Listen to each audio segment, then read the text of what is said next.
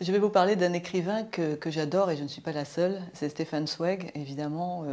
Tout le monde a lu les magnifiques nouvelles de Stefan Zweig, qui est quand même le maître de la psychologie, le maître du couple, le maître des plus profonds sentiments de l'âme, des douleurs, de la passion. On a découvert un inédit de Zweig qui n'avait jamais été traduit en français.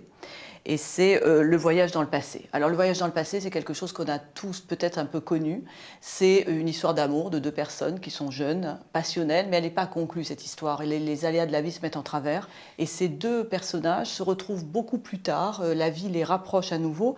Et comme ils ont cette espèce de nostalgie incroyable de ce qui n'a pas été vécu, ils veulent retrouver la même chose. Simplement, le temps a passé, ce ne sont plus les mêmes personnages. Et en fait, Zweig décrit avec une minutie extraordinaire cette espèce de situation un peu artificielle qu'on veut recréer, mais la vie est passée par là, les douleurs sont passées par là, c'est la guerre en l'occurrence dans l'histoire de Zweig, et au fond on s'aperçoit qu'on ne reconstitue jamais les choses. Quand on a 20 ans, quand on a 40 ans, c'est plus la même histoire. D'ailleurs Stendhal dans De l'amour l'a décrit admirablement, et Zweig prend la suite évidemment admirablement dans ce texte-là qui est un pur bijou.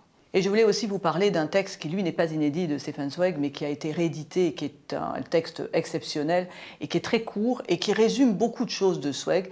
C'est Lettres d'une inconnue, qui est un texte d'une force inouïe, et c'est l'histoire d'une jeune femme qui va vivre par rêve uniquement. Elle tombe amoureuse de son voisin, c'est une très jeune femme, et toute sa vie va être scandée par cette histoire d'amour qu'elle se rêve jusqu'à ce qu'elle soit conclue. Mais justement, cet homme-là la prend comme une maîtresse parmi d'autres, et il ne sait pas que toute la vie de cette femme qu'il va mettre dans son lit a été orientée par l'histoire d'amour qu'elle s'est rêvée.